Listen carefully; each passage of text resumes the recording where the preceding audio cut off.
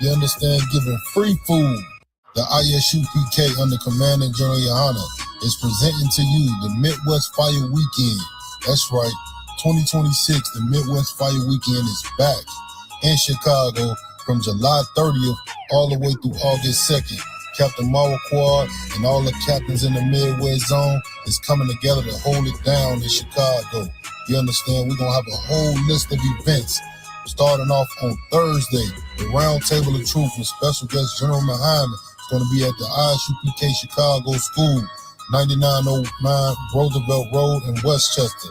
Then that same night, we're going to have General Muhammad Scripture Breakdown class starting off at 6 p.m. to 8 p.m. with counseling coming right after class. Of course, Friday, starting at 11 a.m., we're going to have a back-to-school program with supplies, food, and clothing provisions. That will be at 1542 West 47th Street in Chicago, Illinois. The back of the yards, we're going to be giving back to our people. Then that same night, Commander General Yohana, a black leader for black and brown people, you understand, is going to be having a real black town hall meeting, going over the war in the Middle East and also possible fuel crisis right here in America. What does this mean for so-called black and brown people? Come get the questions you need answers for the survival of your life here in America. You understand? Then, going over Saturday, we're going to have a felony expungement and gun rights restoration program hosted by Officer 5000 LeBon. We're going to jump that off at 9 a.m. all the way to 1 p.m., giving you plenty of time to come get right, come get your business taken care of so you can be legal. That same day, Saturday, we're going to have a free day. That's right, free day in Chicago. Take some time to enjoy the summertime shop this Midwest Fire Weekend. We're going to have a ton of sightseeing for you to do. Of course, we're going to have all the food recommendations, all the sightseeing recommendations. Get with us, man, on this Fire Weekend. Of course, then leading up to the main event, Black and Brown Unity Cookout. You understand? Hosted by the Commanding General Yohana, who will be in the city. You understand? Giving free food, games, music, and of course, the best thing of all, black and brown people coming together. You understand? This is something you do not want to miss. I'll see you there, Israel. Shalom.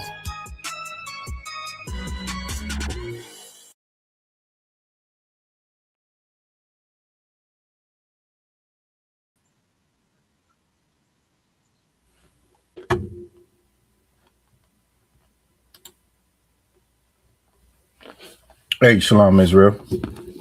It's Captain Padazar Alabama out of Southern Ohio, Cincinnati, Ohio, Columbus, Dayton, Ohio. This is Cincinnati Monday history class. We're going to get it on.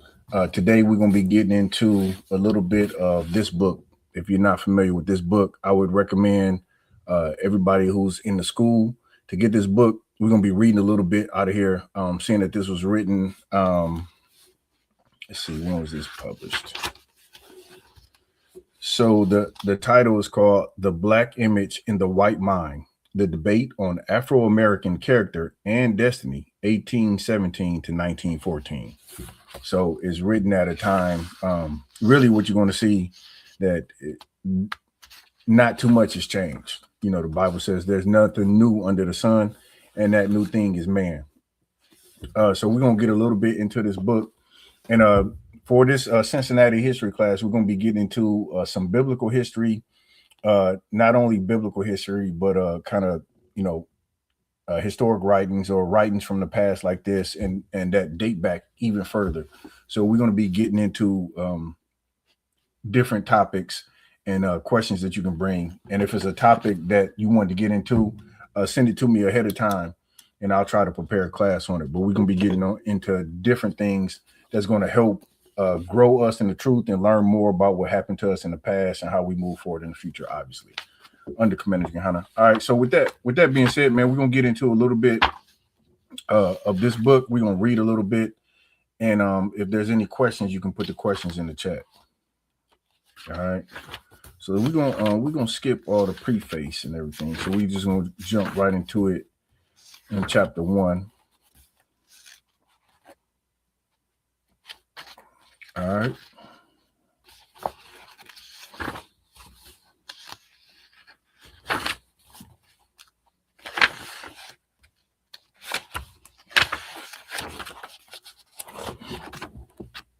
Salaki. All right. So this is chapter 1, prejudice and reformism, the colonization idea and the abolitionist response. All right. So in the years immediately before and after 1800, white Americans often revealed by their words and actions that they viewed Negroes as permanently alien and unassimilable element of the population. To assimilate is to, become one with, become homogeneous. I'm pronouncing that word incorrectly, but to be in sync basically with white society. And that's really what your oppressor says that he wants from you. But in reality, he doesn't want you to be, in sync with him. He wants you to be a good slave. That's more so what the oppressor wants from you, is not to be like him and dress like him. Of course, he wants that stuff on the surface level. But really what he wants really is for us so-called blacks, Hispanics, and Native Americans to be good slaves. And that's really what he wants out of you. He doesn't care. He cares to a certain point. Like I said, it's all surface level. He wants your face shaved. Of course, that's why the men of the Lord in the ISUPK, we're so different and we're so anti against America because, one, we don't even look the part. You see a brother, he coming through with a full beard and it ain't all lined up and tapered up and looking all nice and neat. Not to say that you can't have a neater look on your beard, but you don't even look the part. Don't let you come through with fringes and a headpiece on. You're gonna look like a total alien, right? And that's one of the things that they said in the very first paragraph. Negroes are a permanently alien and unassimilable element of the population. So off the bat, and that's just, that's not even, brothers who claim to be Hebrew Israelites. Those is your standard brothers that you find out on the streets. Go back and watch some of those videos. Some of my favorite videos to watch about black people kind of coming into knowing and understanding what America is the brothers that did those interviews in Vietnam. The brothers that did those interviews in Vietnam, they said that they had to fight just to rock an afro, right? Because Esau don't want you to look different. He wants you to be clean shaven, a buzz cut. He don't want you to have those braids. He don't want you to have anything that's going to resemble not his culture. Likewise, you'll see it a lot if you go back and you do some studies and reading on Native American boarding schools. I believe the phrase was kill the Indian, save the man, if I'm not mistaken. I could be wrong on that quote, but it was something of that effect where they wanted to save the man, meaning they wanted to beat the Native American. They didn't want him to have any of his culture. They wanted to beat that out of the brother and sister and make them assimilate, right? And so when it comes to this book, the white America says that Negroes are a permanently alien and unassimilable element of the population. We're gonna keep going. Yet articulate whites of that period were characteristically unable and perhaps even unwilling to defend their anti-Negro predisposition by presenting anything that resembled a scientific or philosophical case for the innate moral and intellectual inferiority of the black race. Now, what does all that mean? Just like when we, the men of the Lord know exactly what I'm talking about. When we go out on the streets and we teach the Bible, everyone only comes with thoughts and feelings. No one comes with any scientific proof, any biblical proof, anything that can come up against us. And this, likewise, the people who said that blacks were inferior during this time, this author says that they didn't have any scientific or even philosophical case for the innate moral and intellectual inferiority of the black race. So meaning it was just all conjecture. It was just something in their mind, something in their heart that they believed. Let's keep going. In the 1780s, Thomas Jefferson alone among the spokesmen for the American Enlightenment had moved in this direction by arguing that blacks were probably inferior to whites in certain basic qualities, but he conceded that all the facts were not available and the final judgment on the question ought to be suspended. Meaning this, This is something that they thought and something that they believed, but they didn't have the facts to back it up. And really, the same thing is today. And that's, as we read this book, and I don't know if we're going to go through the whole book, but we're going to go through a few chapters because there's a lot of good information on the mindset of your oppressor here in America. And if you're not in ISUPK, this book is just not for people who are so-called, Hebrew Israelites. This book is for any so-called Black, Hispanic, or Native American man to really understand the mindset of their oppressor, because we're all oppressed by the same person. Your oppressor is the same across if you're a Native American, or if you're a so-called Hispanic, or if you're Black. All right. And not to mention the other nations that they oppress too, which we don't give a damn about that anyway, but they damn sure oppress other nations as well. All right. The opinion that the Blacks, are inferior in the faculties of reason and imagination must be hazarded with great diffidence. He wrote, no hypothesis could be verified until more scientific investigation of racial differences have been carried out. I advance it, therefore, as a suspicion only that the Blacks, whether originally a distinct race or made distinct by time and circumstances, are inferior to whites, both in body and in mind. Now, we'll say during this day and time, the thought process behind Blacks being inferior in body is, I think that's been dispelled just through the athletic industry, right? The athletic industry has proven not only are we not inferior, we are superior in most cases, in damn near all cases, right? There's very few athletic sports that whites or, your oppressor will dominate, that we can really if we decided to do hockey, we would dominate hockey. If we decided to really get into golf and play golf, we would probably dominate golf. Like, there's probably nothing that we couldn't dominate if we set our mind to it. And again, being an athlete is great for that individual, and it might be great for encouragement, but as a people, it does nothing to uplift us. All right. So you can surely say that the whole physical aspect of us being, inferior has been dispelled just through, athleticism over time.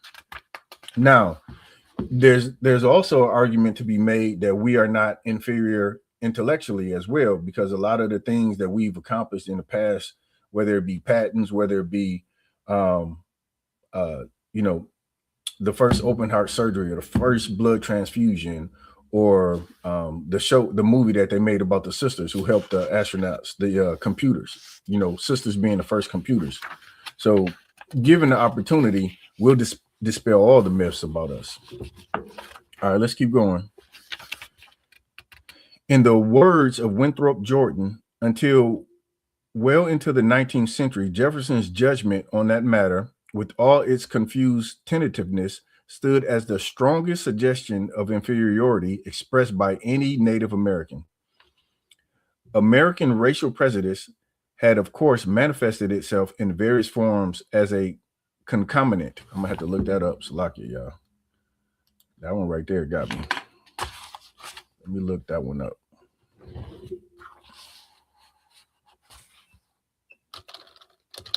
I need a reader. Concomitant. All right, concomitant means happening at the same time as something else, often as a natural consequence or a secondary effect.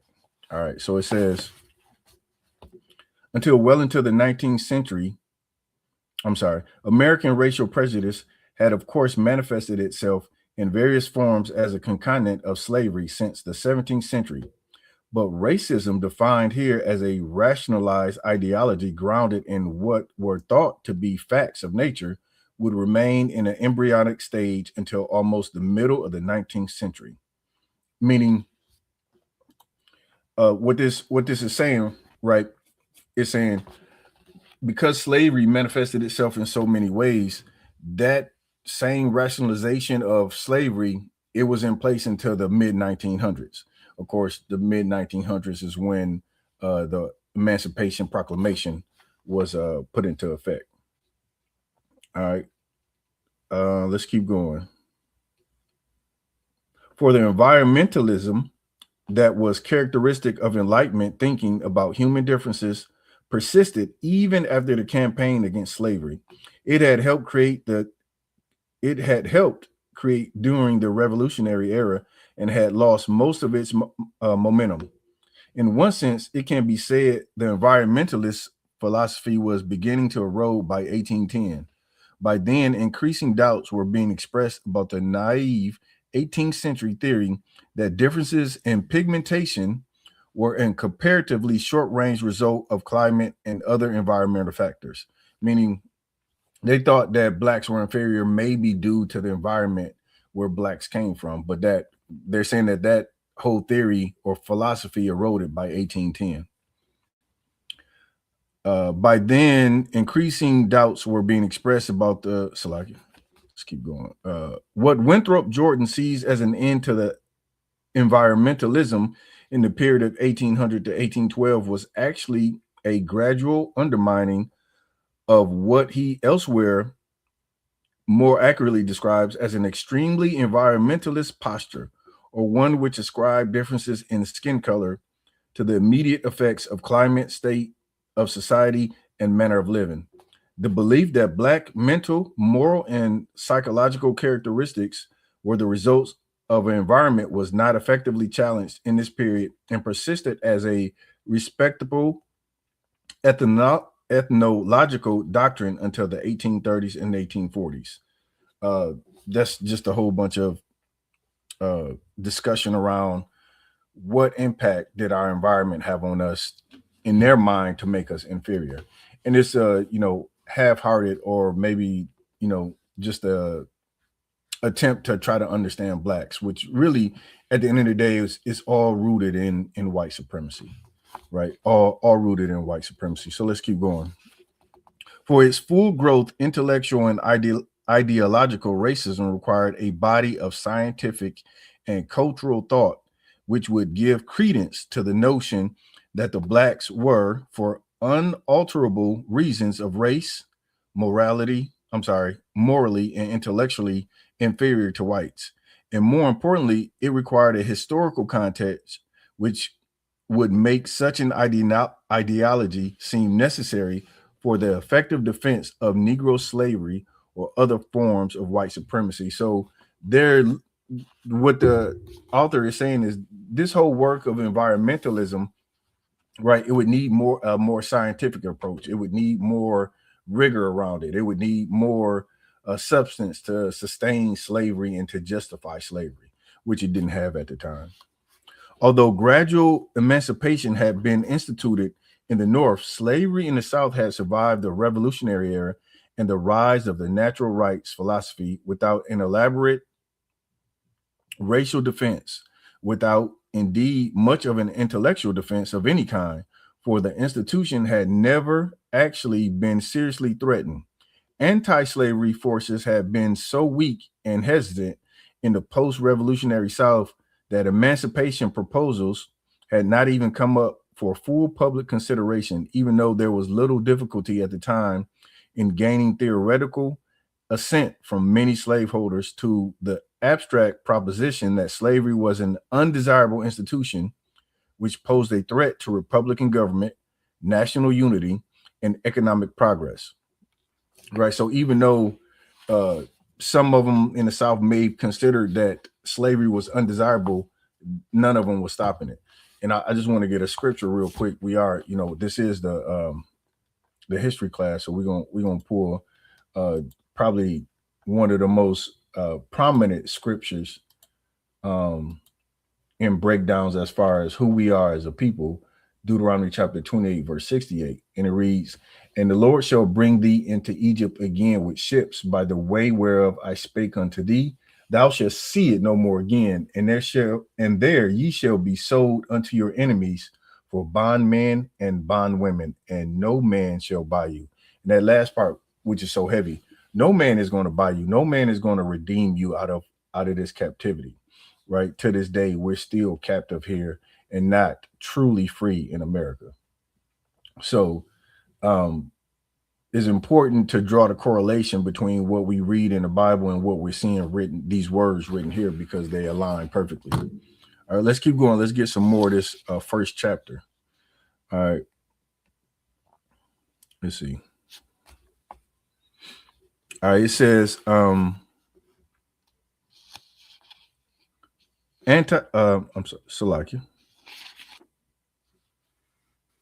Even though there was a little difficulty at the time in gaining theoretical assent from many slaveholders to the abstract proposition, slavery was an undesirable institution which posed a threat to Republican government, national unity, and economic progress.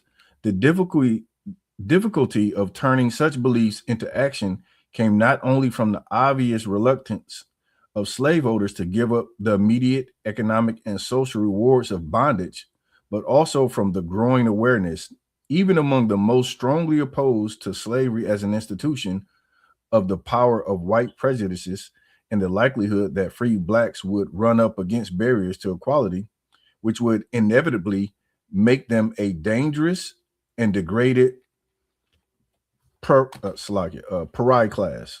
I got to look that word up. What is that?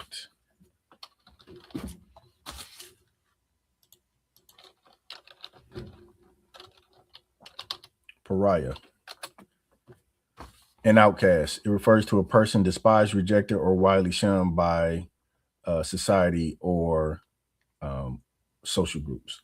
All right. So what this is saying is, even though slaveholders knew it was bad, none of them gave a damn about it. None of them thought that it would be a good idea to release the slaves.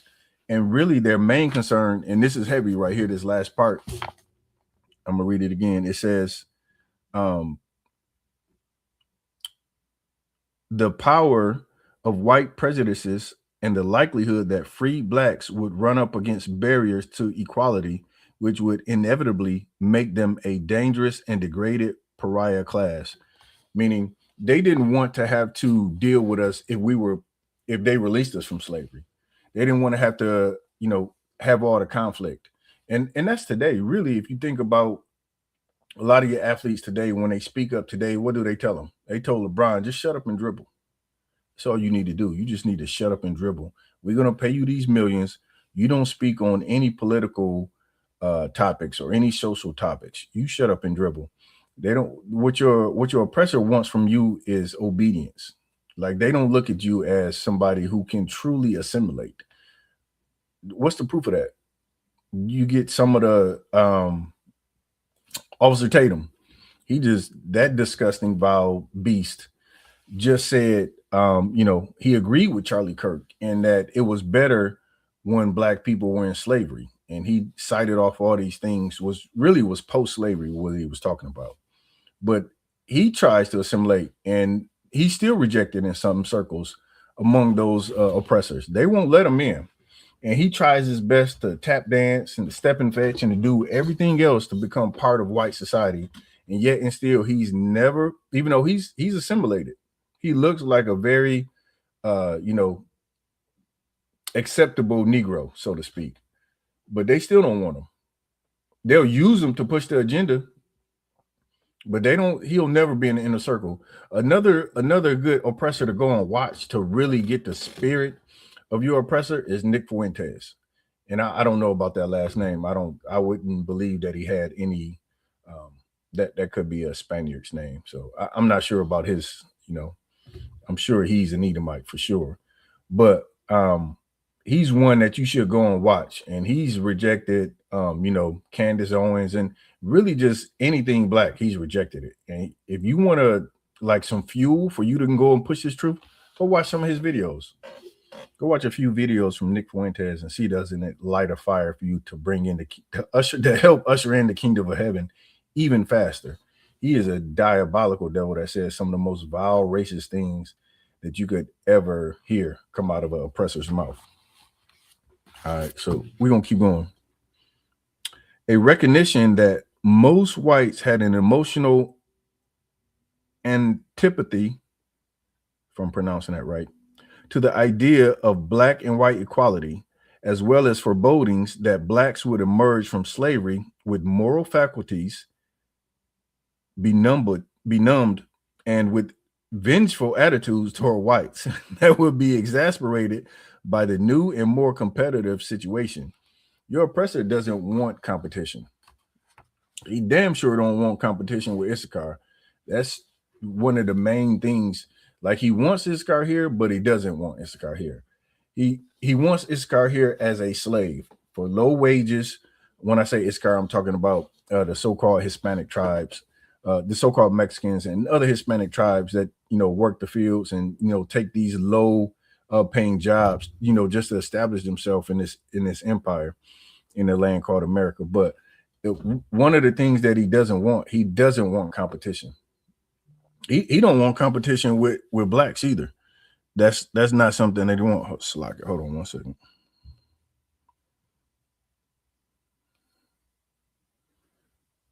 Yeah, he doesn't want competition with black people either. But what he does is so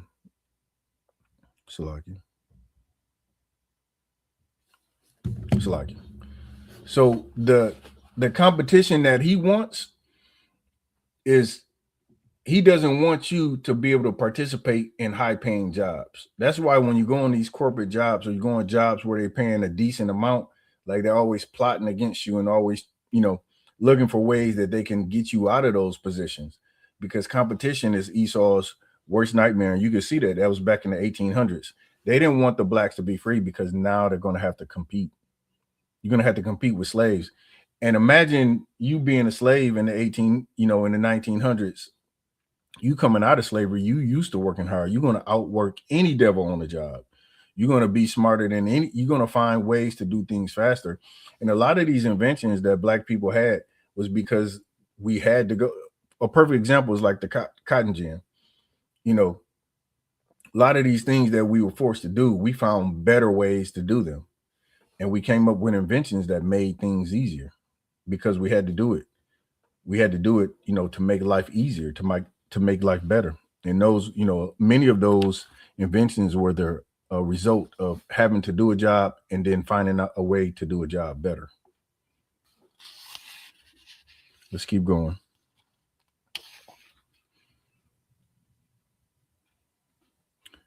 All right, it says, had led Jefferson and many others to deny the feasibility and safety of emancipating large numbers of blacks on the soil, although they speculated on the possibility of avoiding race war by eventually combining emancipation with the colonization of blacks outside the U.S. states. As Jefferson put in the notes on Virginia, it was impossible to incorporate the blacks into the state because deep-rooted prejudices entertained by the whites, then 10,000 recollections by the blacks of injuries they had sustained, the real distinction nature had made, and many other circumstances will divide us into parties and produce convulsions, which will probably never end, but in the extermination of one or the other race. And this is heavy right here because it's applicable today. What I just read that was written in the 1700s, or excuse me, 1800s, is applicable today. I'm gonna read this part again. It says, I gotta go back a page. It says, as Jefferson put in the notes on Virginia, it was impossible to incorporate the blacks into the state because deep-rooted prejudices entertained by the whites, 10,000 recollections by the blacks of the injuries they have sustained, the real distinctions nature has made, and many other circumstances will divide us into parties and produce convulsions which will probably never end, but in the extermination of one or the other race. And you can see that today. You can see the effects of that today. And Jefferson was right about this.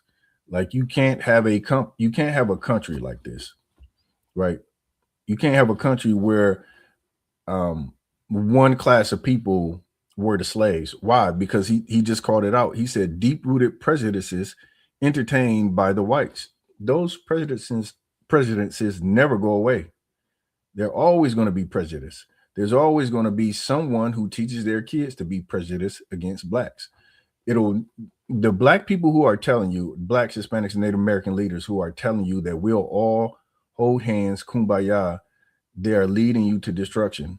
Primary example, Martin Luther King. He was a brother who thought that we could all eventually come together. And of course, his intentions were not pure, right? We all know now that he wanted to lay with the oppressor and sleep with them and have parties with them and do cokes with them, and just all kind of nastiness. So his intentions were not pure, right? And what he just said, what Jefferson just said in this note, right? He just said that the deep-rooted prejudices entertained by the whites, 10,000 recollections by the blacks of the injuries they have sustained, the real distinction nature has made, and many other circumstances will divide us into parties and produce convulsions, which will probably never end, but in the extermination of one or the other race. And to me, that's so heavy from the standpoint of that's what you see today. America is trying to fit a square peg into a round hole. And really, we should have been treated like the Jews were treated. Salakia, the Jewish man was treated. That's how we should have been treated. We should have been given our own place in our own country to grow and not continue to be oppressed. Because what America did was take a nation of people who were once equal to a beast, and then they tried to give them a place in society amongst the people who still hate them to this day. And it'll never work out because they are always going to see us as inferior. They're always going to see us as inferior, and so therefore we're always going to be a second, third, equal to a beast, 3/5 a man. And Jefferson saw this a long time ago when he wrote this letter. It says, the belief that the Negro, if free, would remain an alien and troublesome presence seemed confirmed in the early 19th century by the situation of those blacks who, after the Revolution, had been emancipated in the North or manumitted privately in the South, which also means freed. It was the son of one of the leaders of the successful emancipation movements in Connecticut who suggested in 1834 that the manumisms of the late 18th century may have set back the cause of emancipation nationally. The bad practical effects of these actions were a consequence of the corrupted characters of the manumitted slaves. Their change in condition was fruitful in crime, but rarely productive in happiness. So the author is saying here that they believe the people who were freed earlier before the Emancipation Proclamation ruined it. They ruined the whole idea and concept of freeing the slaves. Indeed, from the very beginning of the gradual emancipation process in the North, the conduct of the newly freed Negroes was an embarrassment to some of those who hoped for most fervently for the most rapid demise of slavery. Meaning there were people who were hoping, like, once we saw some examples of freed slaves, like everyone would be conform and not commit crimes and just become successful members of society, right? So let's keep going. It says in 1798, a group of New Jersey abolitionists reported that many free blacks were given to idleness, frolicking, drunkardness, and in some few cases to dishonesty. In 1806, a leading Pennsylvania abolitionist described most Philadelphia Negroes as degraded and vicious. And 2 years later, the New York Manumism Society announced that it viewed with regret the looseness of manners and depravity of conduct in many of the persons of color in the city. Of course, these humanitarians generally attributed black depravity to environmental factors. And I just got to stop there. The oppressor is the devil that the Bible speaks of. You're going to do a study on black people who were just slaves. They just came out of slavery. They just came from getting their backs beat, from, getting paid nothing for wages, just enough to eat, just enough to survive. And you think that they're going to be model citizens. You know how traumatic it had to be a slave out? It's traumatic now, and we're not even in the fields. Like, it's traumatic now mentally, just even thinking about the brothers, the ancestors who were slaves. It's traumatic in this country that you grow up knowing that the people who were here before you, who were part of your family before you, were slaves. That alone is trauma. That alone is depressing. I remember when my son first learned about slavery in school, his mental was shook. He didn't understand it. He didn't understand why. And he said, man, that's messed up. Why would they enslave people just for the color of their skin? Of course, he was young and, and I broke it down for him. And now, he's older now and he's in the truth. He's 13 now, but when he learned that, like, he was shook. So imagine the effect that it has on Black Americans now, Hispanics and Native Americans now. And then you're going to look at, and this piece of this, this paragraph pissed me off when I read it, because that's just like Esau, to take somebody who's been oppressed, generation after generation, and then free him and then say, look at him, he's a drunkard. He's a liar. He's a thief. The whole time they're not looking at their own people, which is the same thing that they do today. They do the same thing today. They look at the crime and statistics of Black people and how many Black fathers are in the home and how many thieves and how many violent crimes. All the while, they never talk about white on white crime. Never talk about it. But we are the focus of everything that's going wrong in this country, when we really don't have any impact on, we're not making any major decisions. There's no, that even if you got a Black mayor, they're not really moving the needle on decisions in the country. They may move the needle on decisions for a city, but not in the country.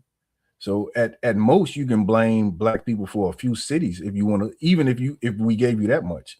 But the way that the country is going, that's been decided by the oppressor since the beginning.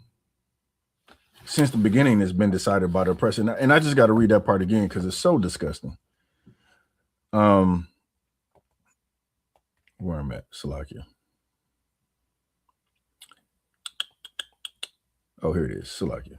In 1798, a group of New Jersey abolitionists reported that many free Blacks were given to idleness, which means they're not doing anything, frolicking, drunkenness, and in some few cases, dishonesty. Like, come on, man.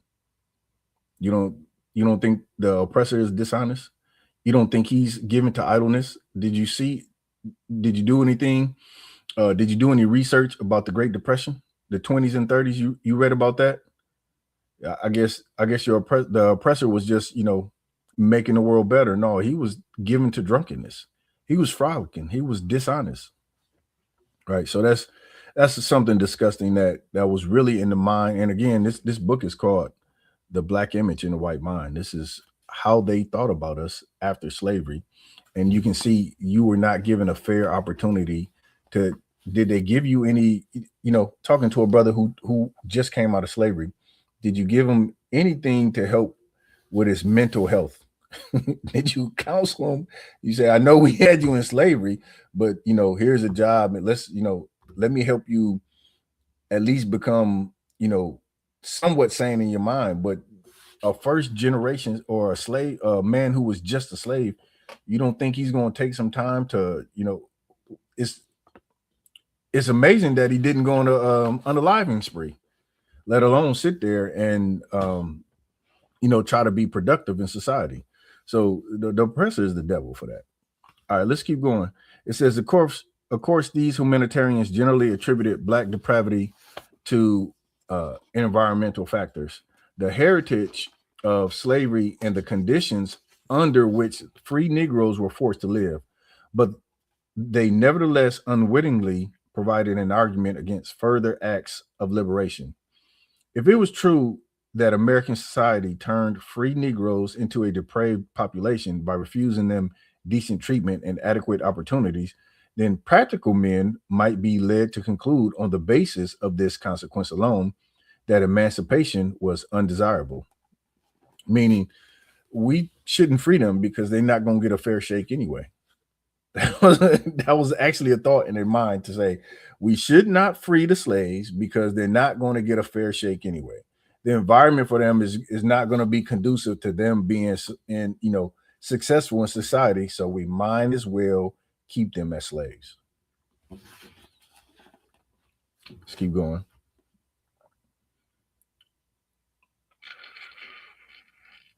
The northern image of the free Negro as a social danger came into sharper focus as time went on.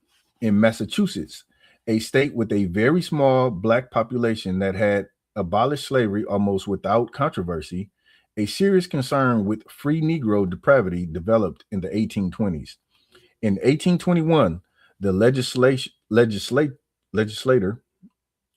legislature appointed a committee to look into the possibility of restricting Negro immigration on the grounds that blacks constituted a species of population that could become both injurious and burdensome.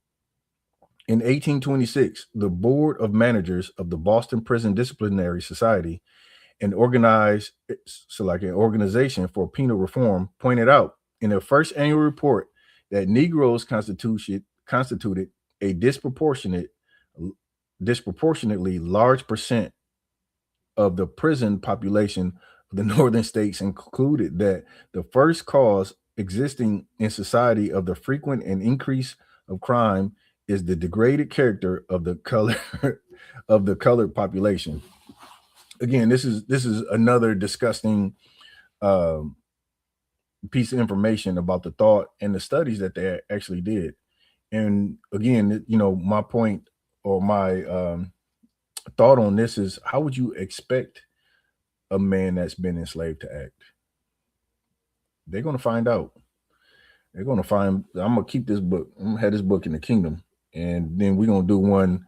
We're going to call it the white image in the black mind. That's what we're going to call. I'm going to do the whole reverse of this book, and I'm going to say, well, look at these beasts. Look at them. They're idle. They're frolickers.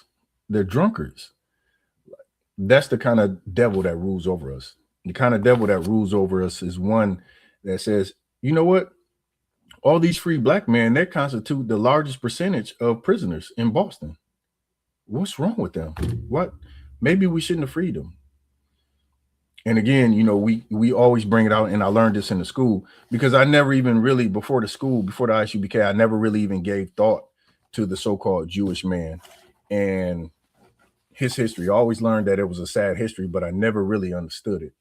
And one thing that you should go back and read, if you haven't read the book of Joseph, right? Let's see if we can real quick get a scripture from Joseph.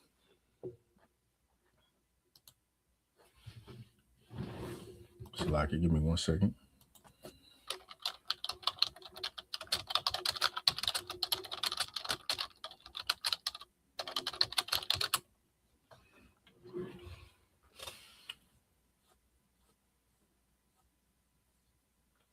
All right, let's get Genesis 47.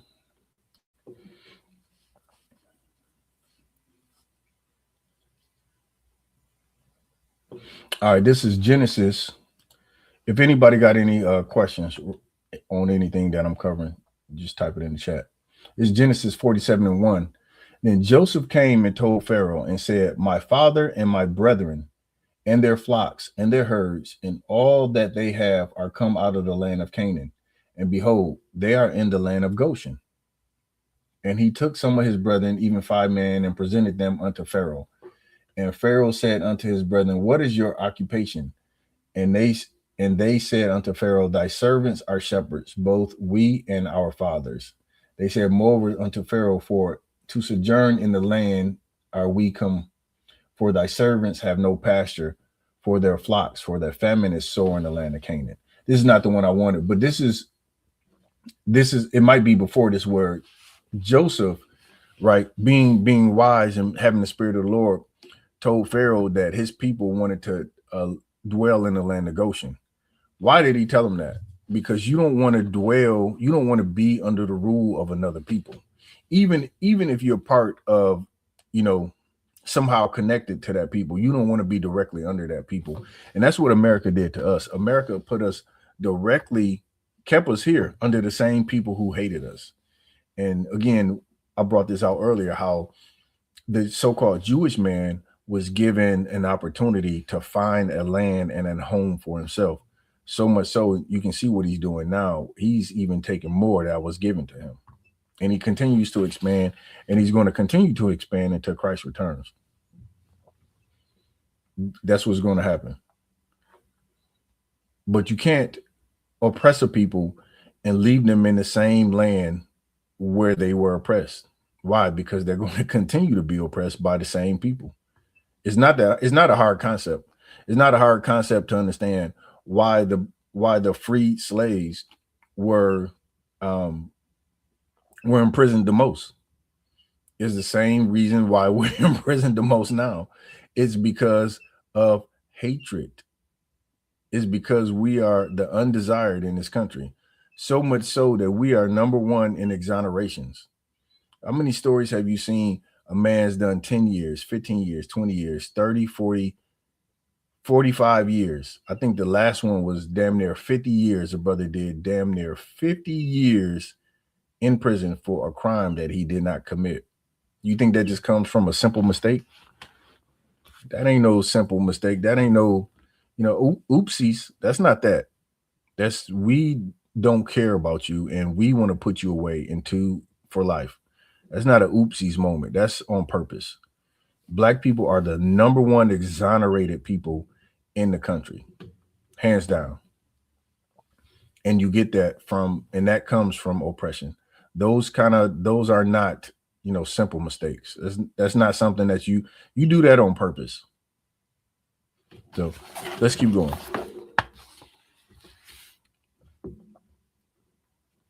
All right, it says, Shalakia.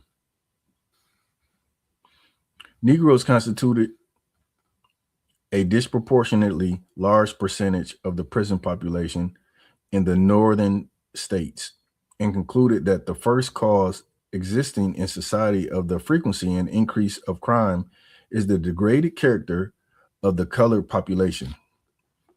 The use here of the adjective degraded, which was constantly applied to free Negroes during this period, suggested that there was some ideal of manhood from which the Negro had fallen or to which he might be raised. And then the prison discipline society readily conceded that an appropriation for Black education equal to the cost of maintaining Black convicts would very soon raise their character to a level of whites and diminish the number of convicts from among them about tenfold. But the Boston prison reformers had no real expectation that such an ambitious program of Negro uplift would be adopted, and they moved quickly to endorse an alternative solution, the removal of the free Blacks by colonizing them abroad. In advocating this approach to the problem, they were falling in line with the enlightened philanthropy of the day, which had settled on African colonization as the panacea that would not only solve the free Negro crisis, but also open the way to the gradual extinction of slavery. So they didn't believe that any education, or they were not willing to help educate Negroes to get them more established. And again, part of, if you were a slave, part of, being part of a society, you're going to have some education. You're going to have to understand the laws. You're going to have opportunities to eat, to earn money, right? And many, you got to believe, many of those brothers probably were criminals because they just didn't have the opportunity to feed themselves. Same thing today. A lot of brothers don't see an open avenue. Not saying that they aren't, right? Not saying that there aren't open avenues. There definitely are avenues for you to feed yourself and eat, and you better do it, because if you don't, Esau is going to lock you up, right? But being a freed slave during the 1800s, do you really think that there was just a ton of opportunities for brothers to feed themselves and brothers to educate themselves? The same struggles that we have, that we had then, we're having similar struggles now. Maybe not in the exact same instance, the exact same way, but we're having similar struggles. Black people are still struggling to become educated today, 2026, still struggling to become educated, still struggling to earn a decent wage. I had it's a stat that I keep in my head. It might be slightly shifted, but the average household net worth for the oppressor over 100K. The average net worth for so-called black people 11K. That's that may I may be slightly off, but that was, a few years back. I had committed that statistic to memory, and I'm sure it's probably a little worse off now. But your oppressor has 10 times the wealth that you have on average. So we're still struggling financially. We're still struggling education wise. We're still struggling mentally. There's damn near not a black person that that doesn't suffer from some form of PSD or some form of stress caused by their environment. And your oppressor would have you believe that we are the cause of our environments being the way that they are. But they control all the resources, yet we're to blame for this. The oppressor is the devil that the Bible speaks of. So we're gonna get a little bit more. Let's see.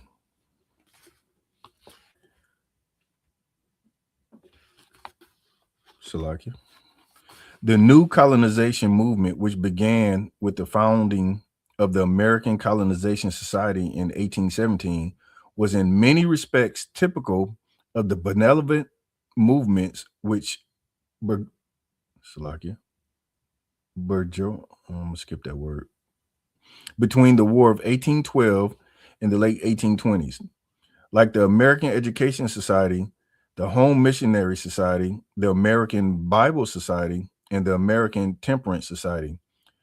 It developed as part of a conservative response to a changing social situation, drawing most of its initial inspiration and support from two interrelegated groups: the Protestant clergy of the major evangelistic dominations and the adherents of the declining Federalist Party. The clergy, adjusting to the separation of church and state resulting from the revolution, was turning to voluntaristic methods, such as controlled revivals and organized benevolence, in order to maintain the authority of the religion and curb the tendency to anarchy and moral laxity supposedly fostered by westward expansion and the growth of democratic ideas and practices. Federalists still attempting to rebound in some way from their defeat in the election. This piece is more focused on this really has nothing to do with it. Let's get a little bit more.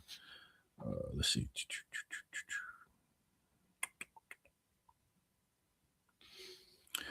For men of this background and mentality, the free Negroes were bound to present a problem in that they constituted another inadequately controlled and unpredictable element in a social situation that seemed to offer many threats to order, stability, and hierarchy. General emancipation in the North and the manumism of many slaves in the Upper South had been aspects of a general loosening of traditional social controls, which had begun in the Revolutionary era. And here, as elsewhere, conservative men had to face the consequences of a new order in society and politics. On the surface, at least, the colonizationist attitude toward the free Negro often resembled the attitude of the contemporary philanthropists toward drunkards, infidels, and people moving west too fast for the churches to keep up with them. Like other newly and perhaps too hastily liberated elements, they constituted a threat to the order and decorum of society. You would think that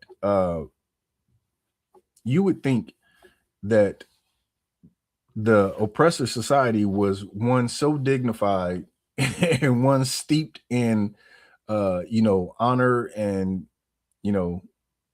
piety and all the good things in life, when it was not. So again, this is another instance of where you read how they were so concerned about free slaves because, again, a brother who's just come out of slavery is not going to be in the right. He's not going to have the right mentality. You got brothers today just growing up in America. In America, like again, you're not even in cotton fields in America will destroy your mind, destroy your character. It will definitely destroy your confidence if you don't have strong parents or people in your circle that tell you, you know what, don't ever let anybody tell you that because you're black you're worthless.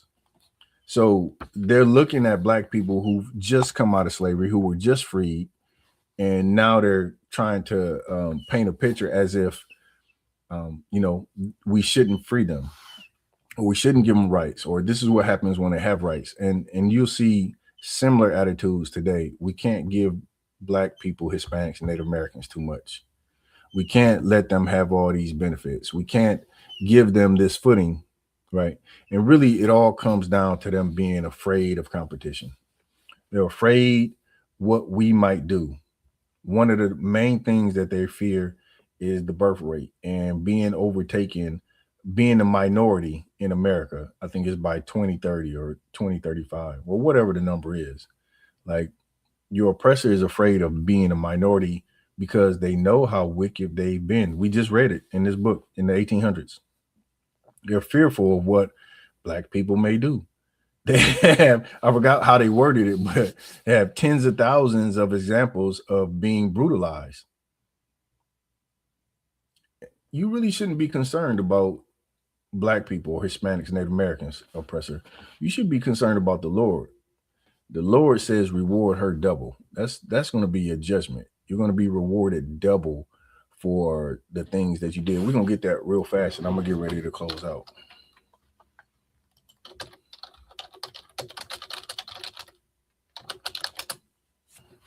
Let's get Revelations 18:6.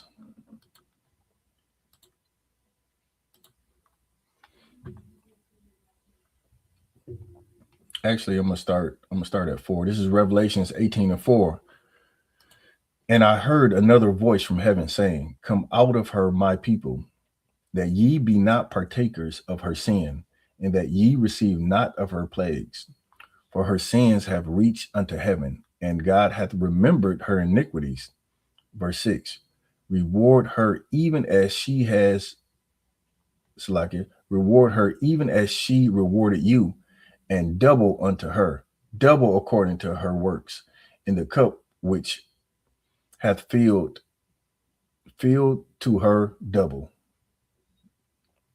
That's what we want, man. We want the Lord to reward her double, man. Double wickedness. We had to serve slavery for however many years. They're going to double that. They're going to double that. We had to be second and third. We had to be 3/5 of man during the Jim Crow time. And, you know, the redlining period and civil rights period, they're going to have to go through all that double. So,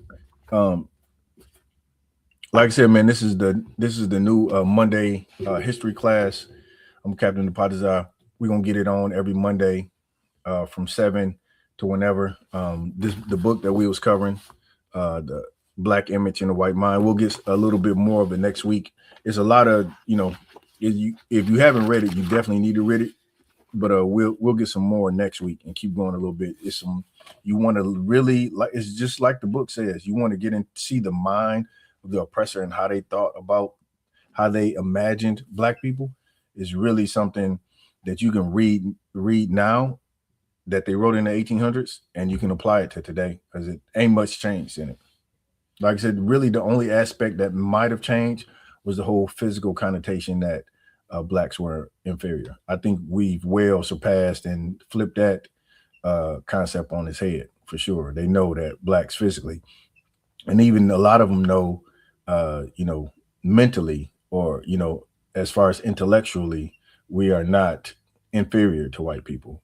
We just haven't been given the proper opportunities to, you know, advance as far as they control everything. So we'll get some more next week.